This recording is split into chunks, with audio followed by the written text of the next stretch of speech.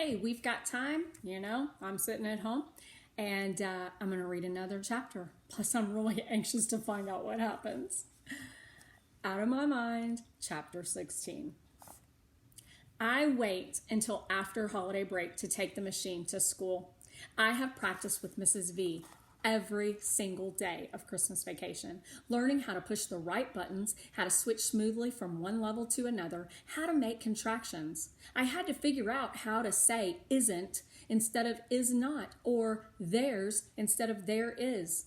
It was hard. I kept messing up, but Mrs. V wouldn't let me quit. I didn't want to.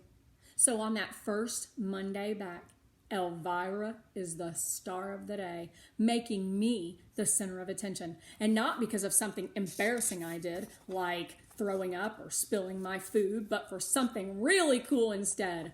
Unbelievable. Even the teachers seem impressed.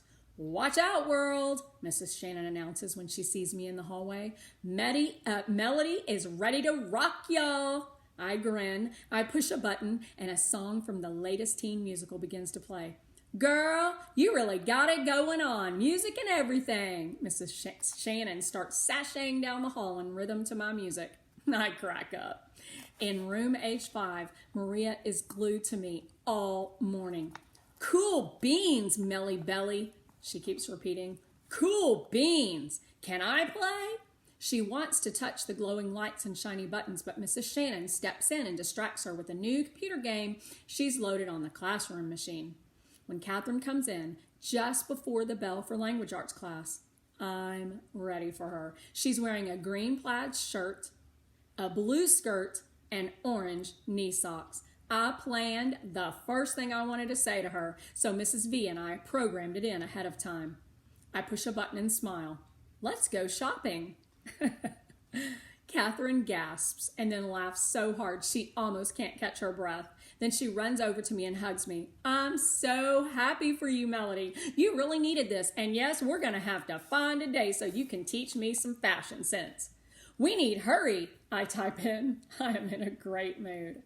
You're a cold-hearted woman, Catherine declares, still laughing. But for now, let's get you to your inclusion classes and show off this cool new machine. I shiver with excitement when I roll into Miss Gordon's room. As usual, nobody looks up except for Rose, who flashes me a smile. But then I turn the volume up real loud and I push a button. Hi, everybody. I have a new computer. Heads turn and voices whisper. They make computers for the special eddies? It talks? Mine doesn't. You don't need yours to talk. It sounds weird. So do you. What could she possibly have to say anyway? But Connor jumps up, his shaggy blonde hair flopping into his eyes, and says loudly, That's awesome, Melody! And because he's one of the popular kids and probably the biggest and tallest kid in the 5th grade, I think because he gives his okay, the rest of the students decide to leave it alone. Well, most of them. Claire, who was the first in the class to get her own laptop and make sure everybody knows it when she gets a new iPhone or a Wii game, sniffs and says, Sure is a funny-looking computer, but I guess it's perfect for a kid like you. She and Molly exchange looks. I swear they think I am blind. Miss Gordon, who looks like she wants to squeeze Claire like an empty toothpaste tube, tells her, Claire, I don't allow rudeness in my classroom. Now sit down and hush. But even Claire can't dim my good mood. I push another button for a sentence Mrs. V and I prepared ahead of time. Somehow, I knew I would need it. The machine says, I talk to everybody now. Claire, too. I see her scowl, but everyone else laughs. They all want to touch the machine or push a button or try to operate it, but Catherine keeps them away and lets me do all the demonstrating.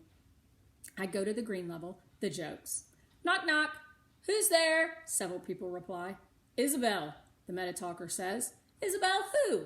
The kids surrounding me reply. Isabel out of order? I had to knock. Everybody laughs at the silly joke with me.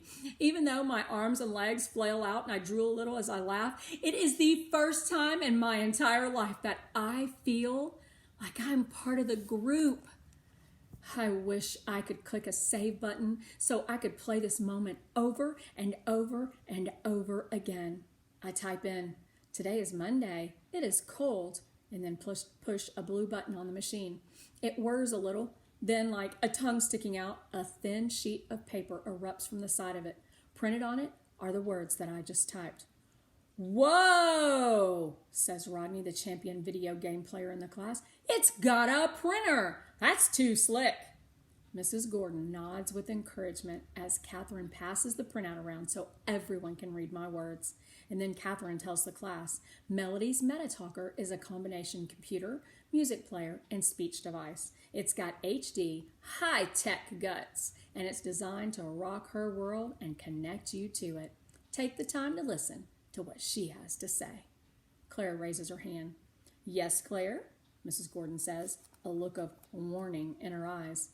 I'm not trying to be mean, honest, but it just never occurred to me that Melody had thoughts in her head. A couple of other kids nod slightly.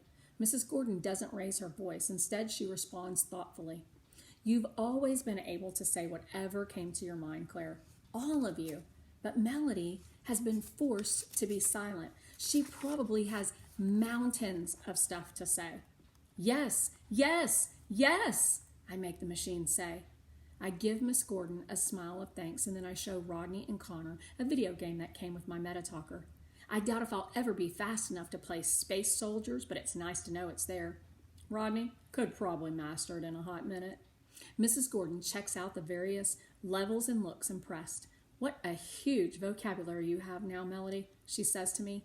"I know you feel like a ton of bricks have been lifted from you." I nod. "Way cold," the machine says loudly. Oops, I meant to say, way cool. I feel my face getting warm as I hear Claire and Molly snicker, but Rose pulls her desk close to my chair. "This is so awesome, Melody," she says softly, and I let her touch the shimmery keys. "Oh, yes," I reply, and then I look at her. "Friends?" I type. "Friends," she answers without hesitation. "Happy," I type, and then I tense. I hope I won't do anything stupid, like knock something over with excitement. Rose is looking intently at me. "I can't imagine what it must have been like to have all my words stuck inside," she finally says. "It sucks," I type in. Rose chuckles. "I feel ya." You know, I was thinking about that question that Claire asked, and I don't think it was a mean question. I like what she said. Sometimes when we see special, people with special needs, we maybe assume things about them because we don't know. We don't know what they all have going on inside their mind, and just what they're capable and not capable of doing. So I don't think her question was necessarily mean. I think it was honest. And I have heard from someone before, a person who has special needs, that they appreciate when people do come up to them and say, out of care and concern, "Hey, what happened? And how long have you been like this? And were you born like this?" That they like it when we care enough about them to ask. That a lot of them do not find that rude or intrusive. So, yay. See you guys later.